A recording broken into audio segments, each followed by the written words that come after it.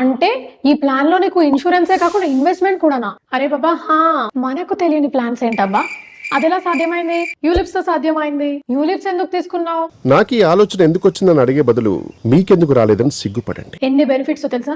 ETC deductions, mutual fund units and ఆ unit sell చేస్తే కూడా no tax and 10% extra charges కూడా. నాకు అర్థం కాలేదు. సో లెట్స్ అజ్యూమ్ నువ్వు ఎవ్రీ ఇయర్ 1 lakh వరకు యూలిప్స్ లో ఇన్వెస్ట్ చేసి అందులో అప్ టు 10% వరకు insurance premium, agents commission and admin charges ఇలా కట్ అయిపోతుంది అండ్ బ్యాలెన్స్ 90,000 నీకు యూనిట్స్ అలాట్ అవుతాయి. So by the end of 7th year నీ దగ్గర 10,35,000 ఉంటాయి, అజ్యూమింగ్ 12% రేట్ ఆఫ్ రిటర్న్స్. అదే అమౌంట్ నువ్వు డైరెక్ట్ గా మ్యూచువల్ ఫండ్స్ లో ఇన్వెస్ట్ చేస్తే నీ దగ్గర by the end of 7th year 11.05 lakhs ఉండేవి, అజ్యూమింగ్ 0.7% చార్జెస్ అండ్ 12% రిటర్న్స్. ఆయన నీకు ముందే చెప్పాను కదా సిఏ షరతులను ఫాలో అవ్వమని. ఇలాంటి మిస్టేక్స్ జరిగేది కాదు కదా. ఇప్పుడు ఏం చేయాలి?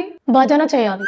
Never mix insurance and investment option. మీకు ఇన్సూరెన్సే కావాలంటే ప్యూర్ టర్మ్ ఇన్సూరెన్స్ తీసుకోండి అండ్ ఇన్వెస్ట్మెంట్ కోసం చూస్తే డైరెక్ట్ గా మ్యూచువల్ ఫండ్స్ లో ఇన్వెస్ట్ చేయండి. And more details in the